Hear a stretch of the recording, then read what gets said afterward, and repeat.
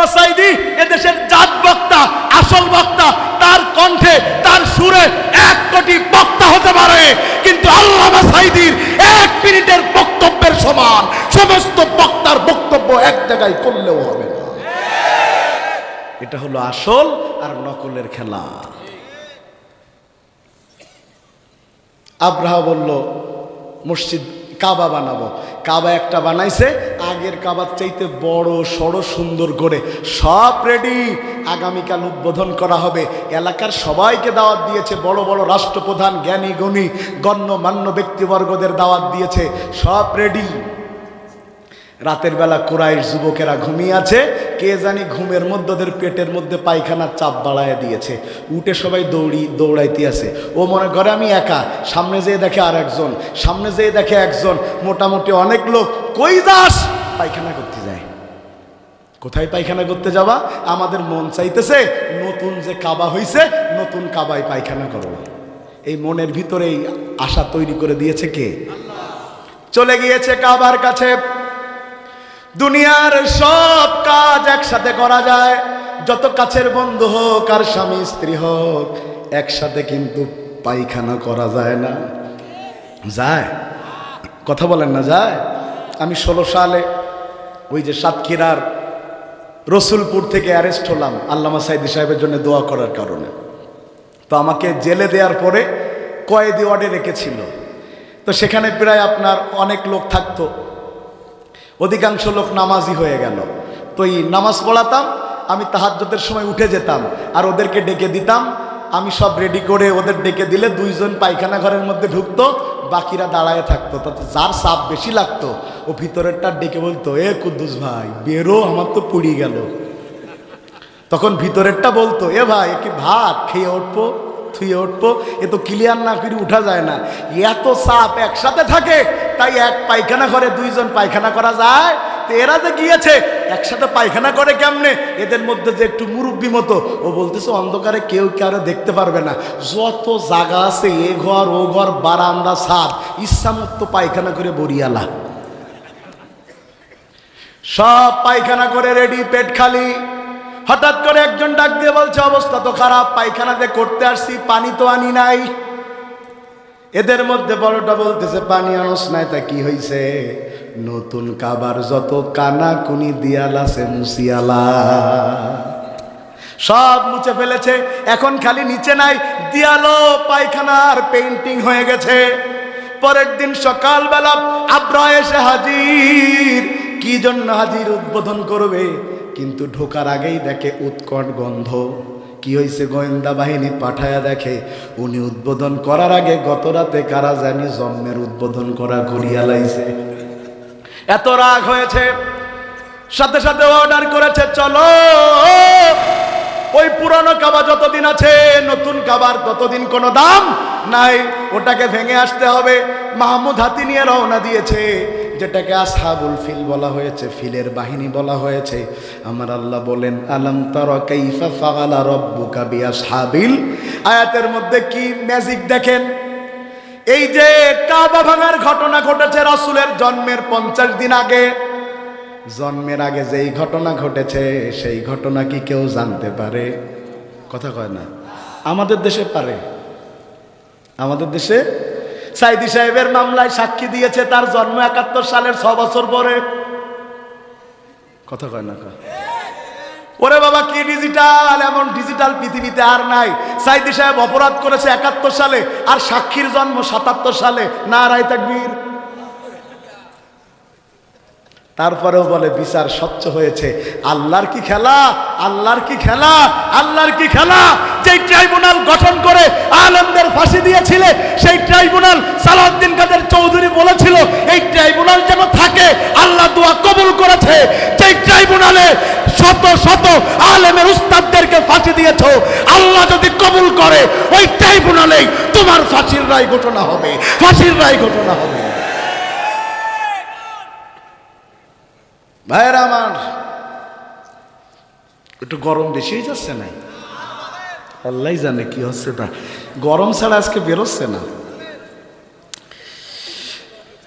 এখান থেকে আবার লালমনিরহাট যাবো তো ভাই, সেই ঠান্ডা এলাকা, গাড়া গরম কিনে যাই। বাকি জায়গায় হবে না আর কি। নারায়ে তাকবীর। আল্লাহ রাসূলের জন্মের 50 দিন পরে যেই ঘটনা ঘটছে সেটা কি রাসূলের দেখা সম্ভব? অথচ আল্লাহ আয়াতে বলছেন আলাম তারা, আপনি কি দেখেননি? আরে রাসূল তো তখন জন্মই হয়নি, রাসূল দেখলো কেমনে? আল্লাহ তো বলতে পারতেন আলাম তাসমা, আপনি কি শোনেননি? সেটা না বলে আল্লাহ কেন বললেন আপনি কি দেখেননি? তার মানে আল্লাহ পরবর্তীতে রাসূল নবী হবার পরে এই ঘটনা আল্লাহর সিস্টেমে আল্লাহ রাসূলকে দেখিয়েছেন। সুবহানাল্লাহ। বন্ধুগণ আমার, রাসূল আয়াত এই সূরা নাজিল হলো, অহবায় অবাক হয়ে গেল, কি ঘটনা? আব্রাহা হাজির হয়েছে মাহমুদ হাতি নিয়ে, কাবা ঘর ভাঙবে। আসার পথে দেখেছে একটা বিশাল ছাগলের পাল, ভেড়ার পাল, সেটাকে তারা দখল করেছে। বলেছে এখানে যে এই কয়দিন থাকবো এগুলোকে বারবিকিউ বানায়া খাবো। কাবা ভাঙার জন্য তারা প্রস্তুতি নিয়েছে। খুব মন দিয়ে এই কথাটা বুঝেন, ওই যুগকে বলা হয় আয়ামে জাহিলিয়াতের যুগ। কথা বলে না, কিসের যুগ বলে?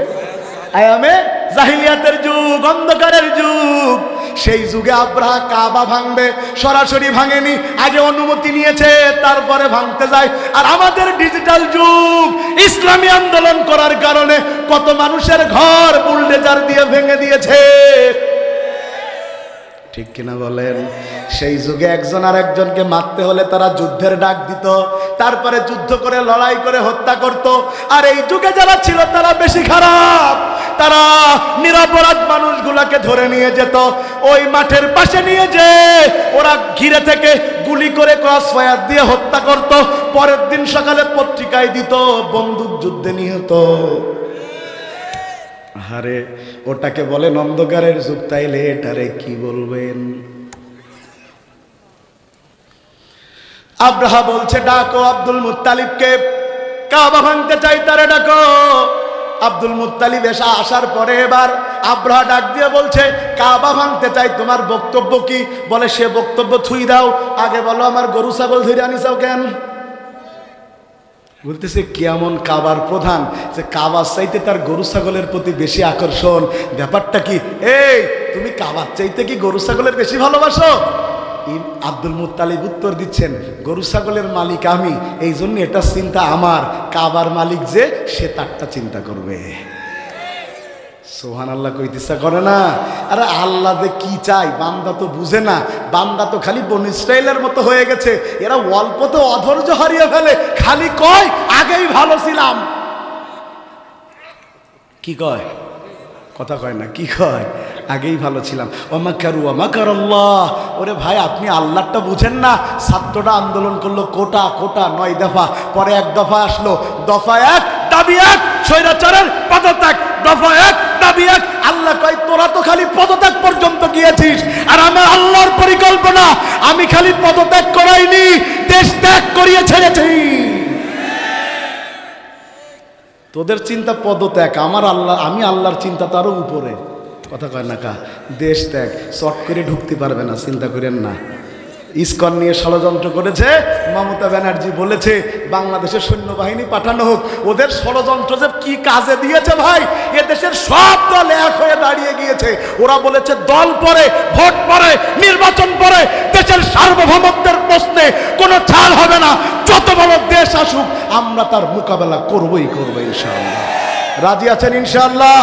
এদেশের প্রতি ইঞ্চি জমিন আমাদের জন্য আমানত, এদেশের প্রতি ইঞ্চি জমি আমাদের জন্য আমানত।